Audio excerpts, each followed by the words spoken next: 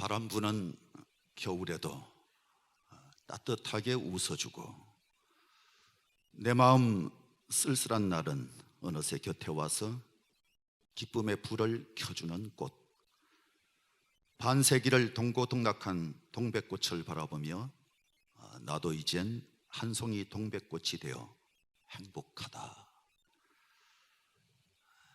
금년에 76세가 된 이혜인 수녀가 1976년에 민들레 영토라고 하는 첫 시집을 엮었는데 38년이 지났던 2014년 나이 70에 필 때도 질 때도 동백꽃처럼 이라고 하는 시집을 냈었습니다. 추운 겨울을 타지 않고 밝고 환하게 꽃으로 웃어주는 동백, 새들에게 먹이를 주고 열매를 잘 익혀서 기름을 짜게 만들어주는 동백꽃, 그 일생이 참 아름답다, 그런 표현을 하면서 이혜인 수녀는 책 서문에 필 때도 질 때도 아름답고 고운 동백꽃처럼 한결같은 삶을 살고 싶다, 그 시에서 그렇게 노래합니다. 서문에서 그렇게 썼습니다. 손택수라고 하는 시인이 병과 투병하면서 암과 투병을 하고 있는 중이죠. 방문하는 지인들에게 동백꽃에 미안한 마음을 가지면서 동백꽃을 꺾어주기도 하는 시인의 모습을 바라보면서 꺾는 사람의 마음이 미안하지 않게 부러질 때 속 시원하게 부러지고 기왕에 부러질 것 작심이라도 한 듯 개운한 음악 소리를 닮은 것처럼 부러지게 급소를 내어준다, 그런 표현을 썼습니다. 부러지게 급소를 내어준다. 그러면서 이혜인 수녀가 동백가지 꺾는 소리라고 하는 제하에 시를 손택수님은 쓰기도 했습니다.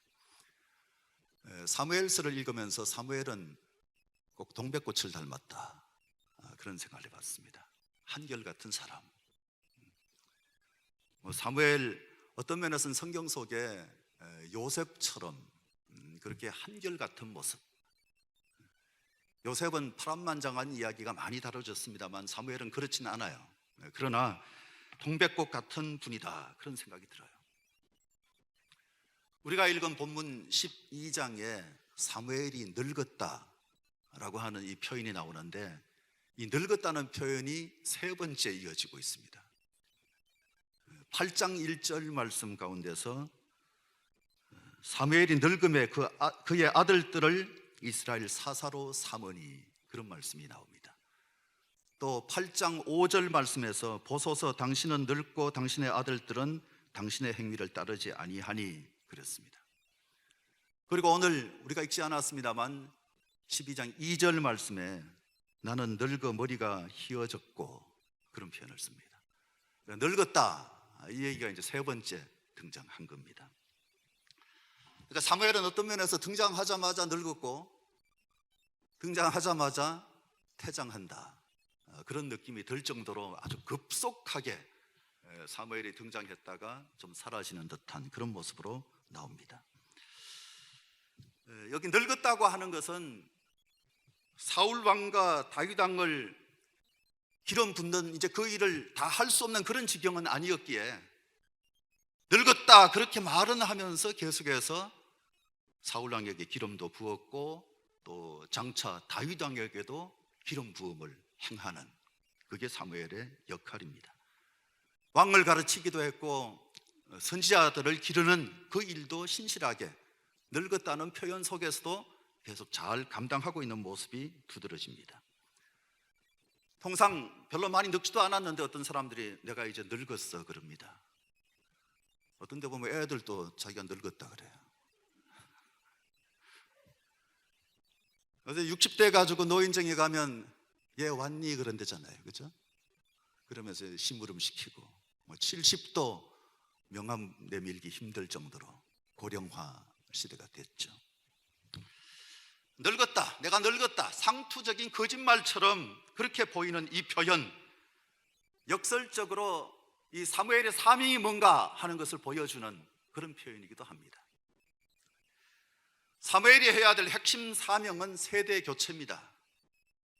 이제 하나님이 직접 통치하시던 신정체제를 끝내고 왕을 세워서 새로운 왕정체제가 시작하게 되는 새 시대를 확립해 나가는 것이 바로 사무엘이 해야 할 사명입니다. 그런데 세대 교체, 그 교체의 대상이 자기입니다. 자기가 교체돼서 사라져야 될 그런 존재. 왕정시대의 기초를 닦으면 그 사명을 감당하는 사람. 여기 늙었다고 하는 표현은 사무엘이 이제 한계에 도달했다, 그런 뜻이기도 합니다. 백성들이 이제 하나님이 선지자를 통해서 하시는 그 방법이 아니라 왕 세워주십시오 그럴 때 여기 늙었다 이 얘기는 사무엘은 왕되기는 틀렸다, 왕되기에는 한계가 있다, 그런 표현이기도 합니다. 사무엘 입장에서는 백성들의 왕을 요구하는 그것이 배은망덕처럼 보이는 겁니다. 자기를 버리는 겁니다. 자기를 무시하는 겁니다. 그런데 이게 자기만 버리는 것이 아니라 하나님을 무시하는 겁니다. 사무엘도 사람인데 인간적인 측면에서 떠나버린 민심이 야속했을 거예요. 민심이 자기에게서 떠나고 있습니다. 그 떠나버린 민심이 굉장히 야속하겠지만 고별 설교, 야속하다고 해서 생략하지 않고 자기가 해야 될 말을 끝까지 잘 남기고 있는 모습이어서 오늘 이 설교 부분을 고별 설교, 사무엘의 고별 설교, 그렇게 제목을 정했습니다. 이 설교를 시작하면서 자기의 그 섭섭한 마음, 그리고 애통해하는 마음, 왜 하나님을 버린 거니까 애통해하는 마음, 이 그 마음을 가지고 내가 얼마나 청렴결백하게 살았는지 그걸 먼저 보입니다.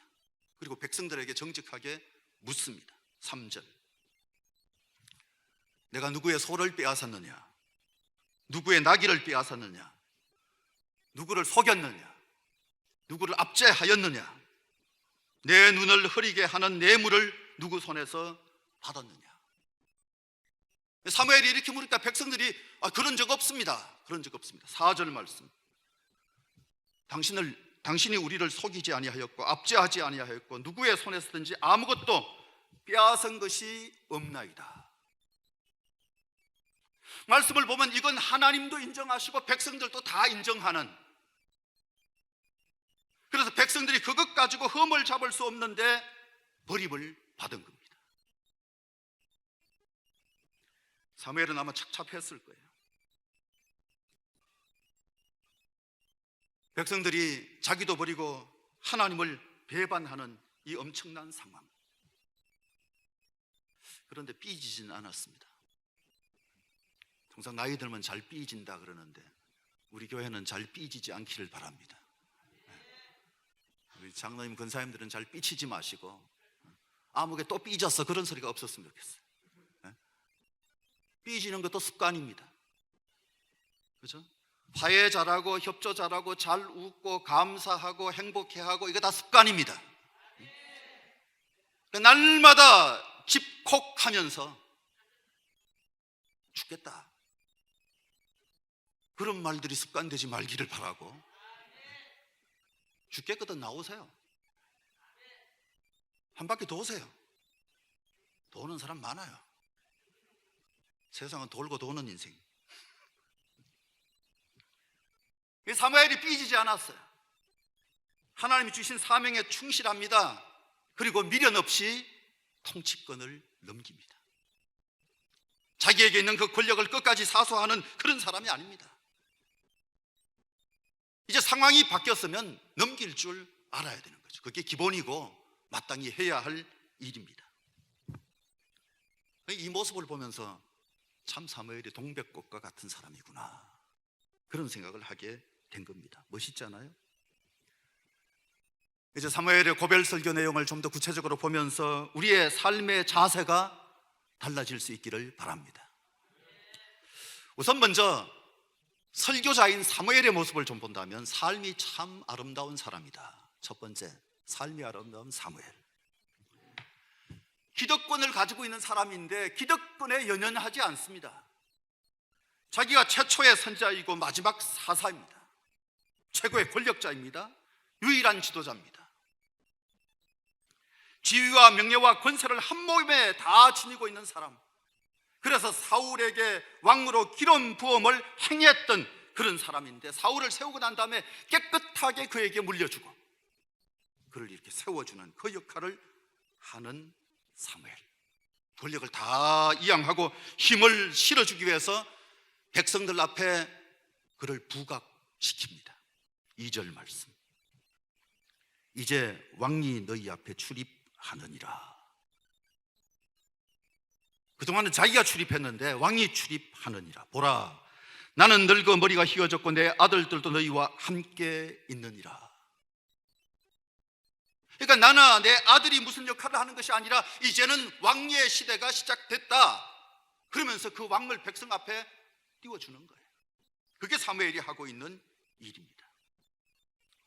자신의 때가 지났고 자기의 한계가 드러나고 있음에도 불구하고 끝까지 그 자리에서 물러나기를 싫어하면 추해집니다. 추해져요. 자신의 기득권을 유지하려고 수단 방법 가리지 않다가는 몰락할 수도 있습니다. 그런데 사무엘은 아닙니다. 아름답습니다. 물러날 때 멋지게 물러날 줄 아는 겁니다. 어차피 꺾일 가지라면 내가 기다리고 있었다, 이때가 오기를 간절히 기다렸다 하듯이 급소를 내어주고 잘 꺾어가기를 기대하면서 꺾여주는 그런 자세. 사무엘은 아까도 말씀드렸습니다만 삶이 떳떳한 사람이에요. 떳떳해요.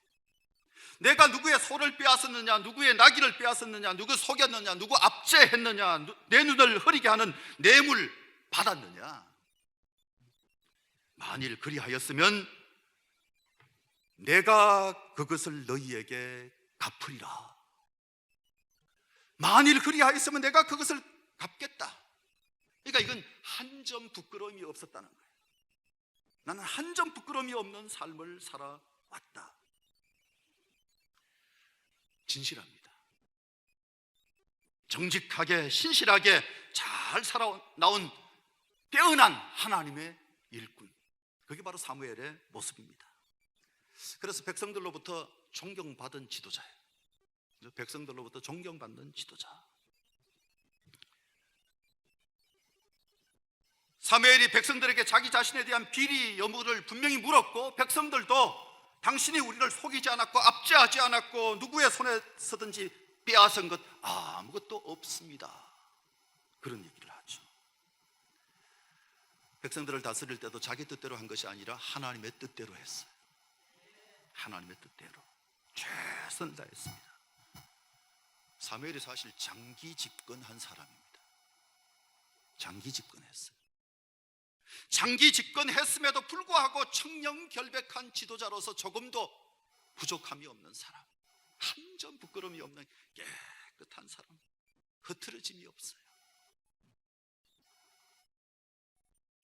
백성들의 존경을 한 몸에 받고 있는 이 멋진 모습. 마지막이 추해지는 지도자들이 많잖아요. 그렇죠? 나중에 존경까지는 못 받더라도 취해지지는 말아야 합니다. 그래서 최소한 존경까지는 못 받더라도 취해지지는 말아야, 그래야 되는 것 아니겠어요? 목사는 목사답게, 성도는 성도답게, 할렐루야, 다 자기답게.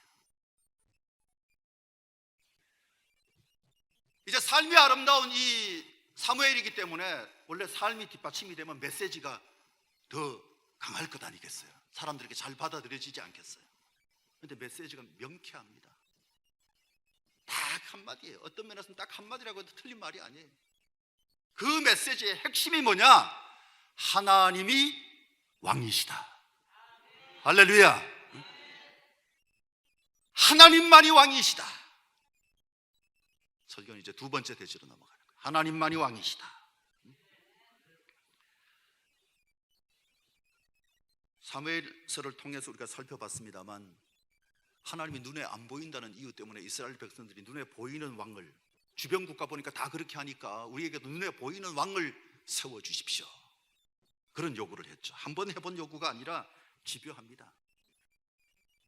그래서 싫었지만 하나님도 허락하시고 사무엘도 허락을 합니다. 굉장히 싫어했습니다. 여러 차례 싫은 그 내색을 하십니다. 그래서 결국 사울이 이제 기름 부음을 받아서 왕이 되는데 절차가 그랬잖아요. 기름 부음 받는 한 번의 과정이 있었고 또 두 번째는 제비 뽑기 해가지고 또 그가 뽑히죠. 그리고 암몬과의 전쟁을 치르면서 암몬의 침략을 받았을 때 사울이 실력 발휘를 할 수 있도록 성령이 강하게 역사하셨잖아요. 그렇죠? 하나님의 영이 강하게 역사하여서 대성을 거두잖아요. 통쾌한 승리를 거두잖아요. 그러면서 진정한 왕으로 그가 등극했습니다. 그런데 6절부터 말씀을 보면 이 사무엘이 설교할 때 이스라엘의 역사를 되짚습니다. 이스라엘의 기원이 출애굽에서부터 시작된 것으로 그렇게 시작을 하는데, 애굽 땅에서 노예 생활하고 있던 그 백성들, 너무 힘들어서 막 신음소리를 내고 너무 힘들어서 고통 가운데 지내고 있을 때 하나님이 그들의 신음소리를 들으시고 그 애굽 땅의 노예들을, 그 이스라엘 백성들을 거기서 빼내시죠. 그리고 가나안 땅에 정착하게 만들고 거기에서 나라를 세우게 하셨습니다. 하나님의 은혜죠. 하나님의 축복이죠. 그런데 시간이 지나면서 점점 하나님을 잊고 우상 숭배합니다. 하나님이 주변 국가를 들어서 이스라엘을 칩니다. 우리가 죽게 되었다고 잘못했습니다. 그럴 때 하나님이 다시 사사를 보내가지고 그들을 구원하십니다. 하나님이 건져내 주셨어요. 이런 것을 설교해서 쭉 6절부터 언급을 한 거예요. 그들에게 역사의식을 일깨우고 있는 사무엘. 여러분, 우리는 언제나 역사의식을 가지고 있어야 합니다. 그래야만 전철을 밟지 않습니다. 과거의 쓰라린 전철을 계속해서 밟아서는 안 되는데, 참 사람들이 어리석어서 자꾸 과거에 잘못했던 전철을 되밟고 있는 거잖아요. 그게 사람들의 어리석음입니다. 그런데 암몬이 나하스가 쳐들어왔을 때 이스라엘 백성들의 태도가 달랐음을 지적합니다. 그러니까 지난 3주 전에 암몬과의 싸움에서 이렇게 승리해서 하나님 앞에서 큰 영광을 돌리고 사울을 진짜 왕으로 이제 세우는 그 강정까지 봤는데, 그러면 그 다음부터는 승리했으니까 뭔가 멋진 분위기가 창출되어야 하는데 그게 아니에요. 하나님 짚고 넘어가야 될 것을 짚습니다. 12절 말씀. 우리를 다스릴 왕이 있어야 하겠다. 그들의 자세가 이제 그런 자세였습니다. 이 얘기가 무슨 얘기냐면 이제 좀 지겹습니다, 그런 뜻이 될 수도 있습니다. 사무엘을 통해서 통치하시는 그 하나님의 통치에 대해서 지겨움을 느끼는 그런 모습으로 해석이 될 수 있는 부분입니다. 우리를 다스릴 왕이 있어야 하겠다. 위기 때마다 사사를 세우는 그런 불안한 심정체제 이제는 싫습니다. 왕을 세워주십시오. 이거 하나님 버린 거하고 똑같은 거예요. 하나님을 버린 거예요. 하나님 믿는다고 하면서 세상 의지하고 사는 우리 모습하고 비슷할 수도 있습니다. 그렇죠? 암몬과의 싸움에서 통쾌한 승리를 거뒀지만 하나님은 화가 나신 거예요. 이기게는 하시는데 하나님이 화가 나신 거예요. 여러분, 이겼다고 무조건 좋아할 일이 아니고 하나님의 마음을 기쁘시게 해야 합니다. 하나님의 마음에 들어야 돼요. 우리는 살다 보면 이길 때도 있고 질 때도 있고 성공할 때도 있고 실패할 때도 있고, 그렇죠? 일이 잘 될 때 있지만 잘못될 때 있습니다. 그러나 언제나 중요한 것은 하나님이세요. 진짜 그게 중요해요. 17절 말씀. 여호와께서 우레와 비를 보내사 너희가 왕을 구한 일 곧 여호와의 목전에서 범한 죄악이 큼을 너희에게 밝히 알게 하시리라. 이스라엘 백성들이 집요하게 왕 그렇게 왕왕거리니까 하나님이 이걸 하나님에 대한 반발로 여기신 거예요. 하나님에 대한 반발로 여기신 거예요. 여러 번 섭섭한 마음을 토로하셨습니다. 그런데도 기어이 왕을 세운다. 하나님이 사울에게 역사하여서 이기게 해주셨는데도 불구하고 하나님은 바라보지 않고 사울만 바라보는 거예요. 그렇죠? 이기게 하신 분이 사실은 하나님이신데, 물론 하나님 앞에 번제 드리긴 했습니다만 그들이 하나님 앞에 예배하는 것이 하나님 마음에 합당치 않았어요. 하나님이 화가 나셨어요. 자기 하고 싶은 대로 다 하고 가서 예배하는 사람들이 있습니다. 자기 하고 싶은 대로 다 하면서. 지난번에 한번 말씀드렸습니다만 4월 초파일 다가오니까 우리 아파트 한가운데 연등 쫙 해놨는데 우리 몇 사람이 반대 의사를 밝혀도 무시당하고 있어요. 그런데 그 대표 회장이 어느 교회인지 몰라도 안수 집사님이시래. 자기가 안수 집사님이래요. 그래서 전화하면 목사님 지금 예배 중이니까 좀 이따 전화 받겠습니다. 제가 전화 드리겠습니다. 무슨 예배를 드리고 오셨는지 모르겠어요. 어떻게 예배 드리셨는지. 내 하고 싶은 대로 다 하고 예배하는 그거 하나님 기뻐하지 않고, 하나님은 하나님의 말씀에 순종하는 사람, 하나님만 왕으로 여기고 하나님의 마음을 헤아릴 줄 아는 사람, 그 사람을 귀하게 여기시죠. 그럴 때 하나님이 기뻐하시는 거죠. 하나님이 화가 나셨습니다. 17절 말씀에 보면 오늘은 밀 베는 때가 아니냐, 내가 여호와께 아뢰리니 여호와께서 우레와 비를 보내사 너희가 왕을 구한 일 곧 여호와의 목전에서 범한 죄악이 금을 너희에게 밝히 알리리라. 시기가 밀 베는 때다 그렇게 말했습니다. 밀 베는 때는 가나안 지방에서는 5월 말입니다. 그때 날씨는 아주 쾌청합니다. 비가 전혀 내리지 않습니다. 그때를 건기라고 말하는데 비가 전혀 오지 않는 때예요. 비가 전혀 내리지 않는 그 밀 베는 때에 여호와께서 우레와 비를 보내사 그렇게 말씀하고 있잖아요. 그럼 이게 무슨 말씀입니까? 하나님의 심판이죠. 하나님의 경고죠. 오늘 세상 사람들은 하나님이 심판해도 그런 얘기하면 교회가 또 꼰대짓 한다 그래요. 교회가 이상한 소리 한다 그래요. 아직도 정신 못 차렸다 그래요.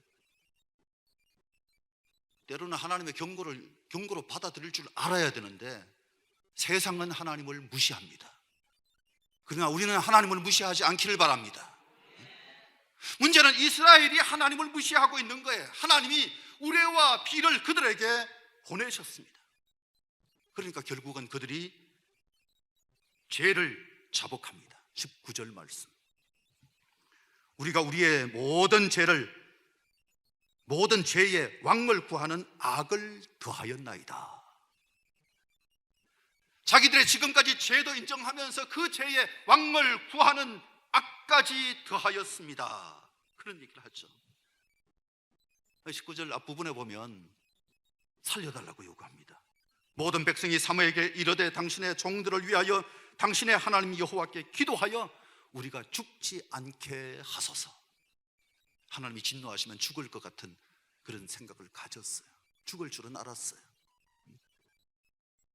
그래서 제발 기도해서 우리로 죽지 않게 해주십시오.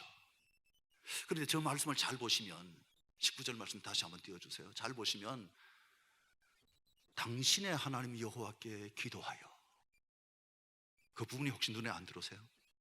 당신의 하나님 여호와께 기도하여. 이 표현을 보면서 이스라엘 백성들이 얼마만큼 하나님에게서 마음이 떠나 있는가가 보입니다. 하나님이 당신의 하나님입니까? 우리 하나님이 될 수 있기를 바랍니다. 우리 하나님이 되셔야 됩니다. 당신의 하나님께 기도해서 우리 좀 살게 해주십시오, 그럴 문제가 아니라 하나님 우리를 용서하여 주시옵소서 그래야 되잖아요.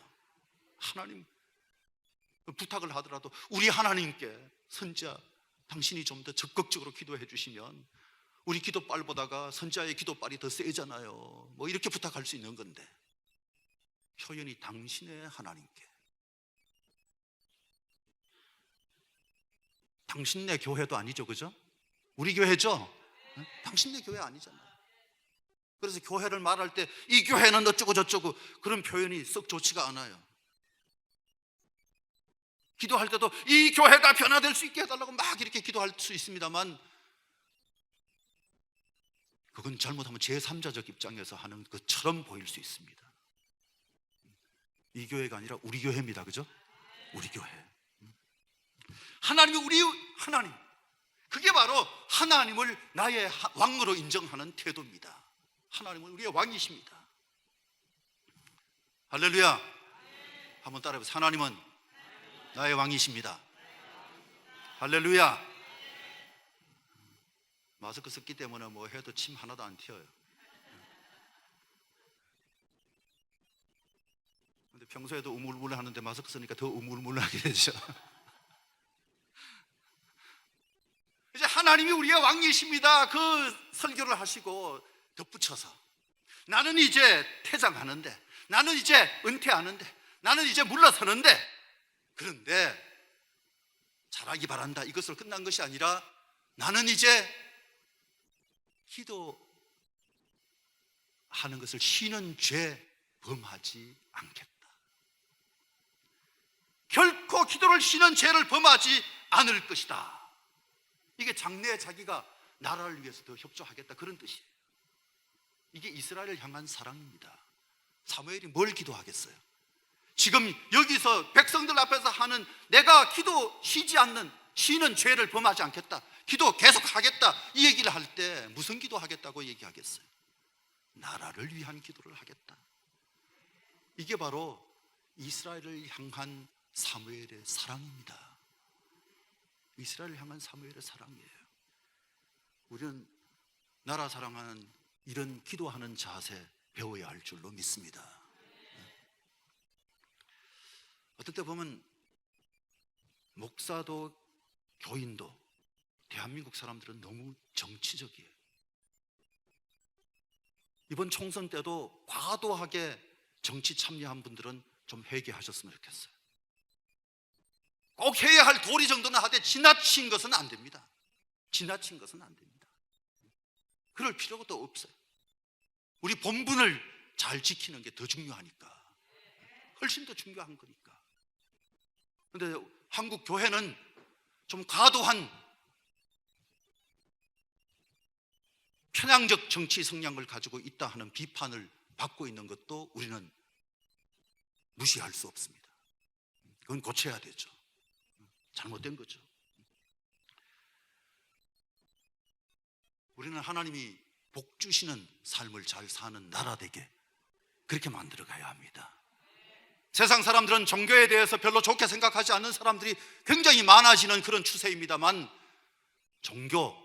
모든 종교가 궁극적으로는 기복 성향을 가지고 있습니다.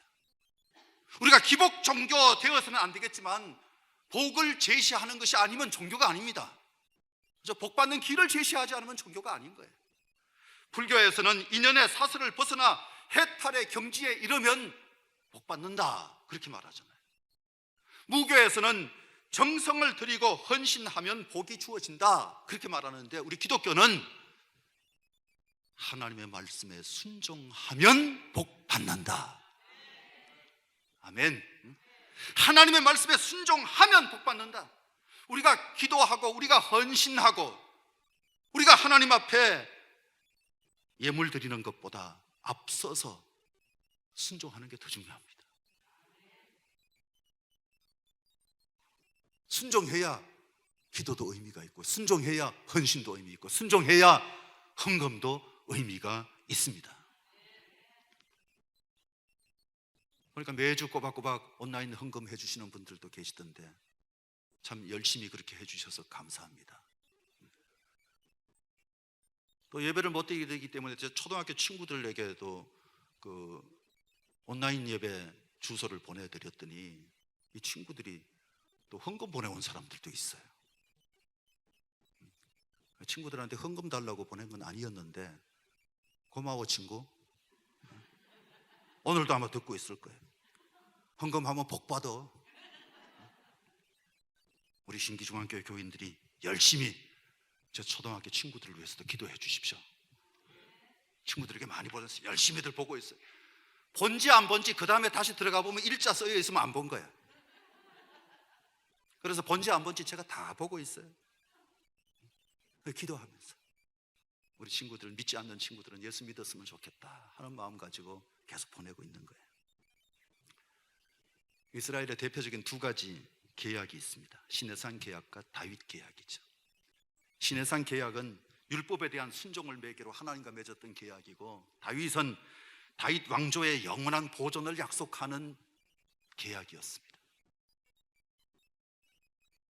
그런데 그 두 가지 형태를 가지고 사무엘이 새로운 방향을 제시를 하는데 14절을 보면 긍정적 만약의 조건부가 등장하는데, 너희가 만일 여호와를 경외하며 그를 섬기며 그의 목소리를 듣고 여호와의 명령을 거역하지 아니하며 또 너희와 너희를 다스리는 왕이 너희의 하나님 여호와를 따르면 좋겠지만은, 하나님의 명령에 따르면 좋다 그 얘기잖아요. 그죠? 하나님의 명령에 따르면 좋은 겁니다. 좋은 거예요. 그런데 15절에 보면 너희가 만일 여호와의 목소리를 듣지 아니하고 여호와의 명령을 거역하면, 이건 부정적 조건, 부정적 if의 조건부가 이제 여기 등장하는데, 결과가 어떻습니까? 여호와의 손이 너희의 조상들을 치신 것 같이 너희를 치실 것이다. 순종하면 좋지만 순종하지 않으면 친다. 그렇죠? 우리는 하나님이 순종하여서 좋아질 수 있기를 바랍니다. 좋아져야 돼요. 하는 일마다 일어나야 합니다. 흥해야 합니다. 흥해야 합니다. 그러니까 코풀 때 맨날 흥해라 흥해라 그래가지고 한국이 흥했다 그러긴 하지만, 그것보다가 하나님의 말씀에 순종해서 흥해야 합니다. 흥해야 돼요. 사무엘은 이제 뒤로 물러서긴 하지만 기도하는 일에 전념하겠다 그렇게 말합니다. 23절, 나는 너희를 위하여 기도하기를 쉬는 죄를 여호와 앞에 결단코 범하지 아니하고 선하고 의로운 길을 너희에게 가르칠 것인즉, 이 사무엘이 기도 쉬는 것을 죄라고 말합니다. 사도 바울은 쉬지 말고 기도하라 그랬지 기도 쉬는 걸 죄라고 표현하지는 않았습니다. 그죠? 기도 쉬는 걸 죄라고 표현하지는 않았어요. 쉬지 말고 기도해라 그렇게 얘기했는데, 사무엘은 자기가 이제 물러나면서 나라를 위해서 만약에 기도하지 않으면 이건 죄다 그렇게 말하는 거예요. 자기가 그런 심정 가지고 나라를 위해서 기도하겠다, 그런 마음 가지고 나라를 위해서 기도한다. 만약에 안 그러면 내가 죄를 짓는 거다. 결연한 태도. 반드시 나라를 위해서 기도하겠다. 여러분, 어려운 때 나라를 위해서 꼭 많이 기도할 수 있기를 바랍니다. 나라를 위해서 잘 기도해야 합니다. 사명 때문에 기도하지 않을 수 없었던 사람 사무엘, 기도 쉬는 죄를 여호와 앞에 결단코 범하지 않으리라. 여러분, 기도는 우리에게 가장 강력한 무기입니다. 엘리야가 열심히 하나님 앞에 기도했더니 3년 6개월 동안 비가 오지 않기도 했고, 하나님 앞에 기도했더니 비가 다시 쏟아졌고, 엘리사가 죽은 아이를 위해서 기도했더니 그 아이가 살아나는 역사가 일어났고, 바울과 실라가 기도와 찬미로 하나님 앞에 열심히 기도하니까 땅이 흔들리고 자기를 묶고 있던 착고가 풀려지는 역사가 일어났고, 스데반이 기도할 때 하늘이 활짝 열리면서 하늘에 하나님의 사자가 오르락 내리락 하는 그 모습을 보게 됐습니다. 소돔과 고모라가 심판받을 것을 알고 아브라함이 하나님 앞에 기도하기를 50명의 의인이 있다면 어떻게 하시겠습니까? 45명의 의인이 있다면 어떻게 하시겠습니까? 40명이 있으면 어떻게 하실 것입니까? 30명이 있으면 어떻게 하실 겁니까? 20명이 있으면 어떻게 하실 겁니까? 10명을 찾으면 어떻게 하시겠습니까? 제발 제발 제발 하나님 용서해 주십시오. 그 간절한 기도를 드리죠. 그 불 가운데서 롯과 그 가족을 살립니다. 아브라함의 기도가 롯과 그 가족을 살렸습니다. 모세가 금송아지 섬기고 있는 그 백성들을 바라봤을 때 분노가 치밀었습니다만, 그러나 하나님께 기도했기 때문에 하나님이 다 죽을 것이다 그랬지만 하나님이 다 죽이진 않으시잖아요. 뜻을 돌이키시죠. 다니엘은 포로된 백성들을 위해서 3주 동안 슬피 울며 기도했습니다. 에스라와 느헤미야는 기도함으로 무너져 내린 예루살렘 성 수축하기 위해서 52일 만에 수축을 이룰 정도로 하나님 앞에 기도하니까 결과가 아름답게 나타났던 것입니다. 오늘 우리 앞에 있는 어떤 어려움이든지 극복할 수 있는 비결이 바로 기도입니다. 저 뉴욕의 땅바닥에 앉아서 하나님 앞에 기도하고 있는 사람들, 어떤 분이 영상을 보내오셨는데 구석구석에 앉아가지고 바깥에 건물을 뺑 돌아서면서 앉아서 간절하게 하나님 앞에 눈물로 호소하고 있는 사람들의 모습이, 한국에서는 한 장면도 없었는데 외국에서는 그런 장면들이 많았어요. 살려달라고 부르짖습니다. 길바닥에 엎드려가지고 하나님 살려주십시오. 오히려 우리보다 훨씬 더 뜨겁게 기도하는 것 같아요. 사랑하는 성도 여러분, 사무엘은 마지막까지 자기 할 일을 잘 감당하겠다고, 지금 다 끝난 것도 아니고 앞으로 물러서지만 모든 고난을 다 이양을 할지라도 내 할 일을 신실하게 잘 감당하겠다, 멋진 모습을 보였습니다.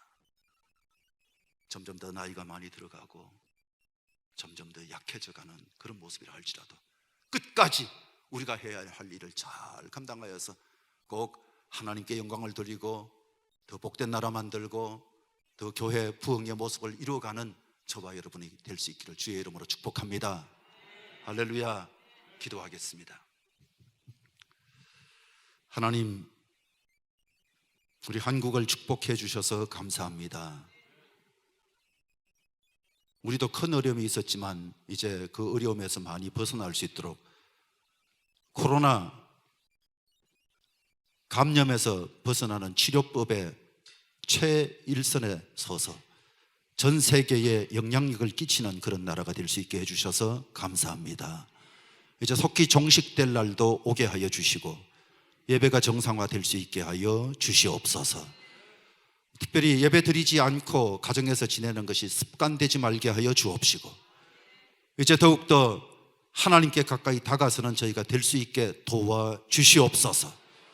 어느덧 사회적 거리두기 운동이 하나님과 거리두기처럼 되어버린 사람들이 있다면 꼭 하나님 앞에 돌아와 하나님 앞에 최선을 다해서 예배하는 그런 멋진 인생 되도록 하나님 축복하여 주옵시고 이 나라와 이 민족이 앞으로 나아가는 모든 가정 속에도 하나님이 함께하여 주셔서 하나님이 함께하는 선교 한국의 모습을 계속해서 지니도록 축복해 주옵소서. 예수님 존귀하신 이름으로 감사하며 간절히 기도드리옵나이다. 아멘.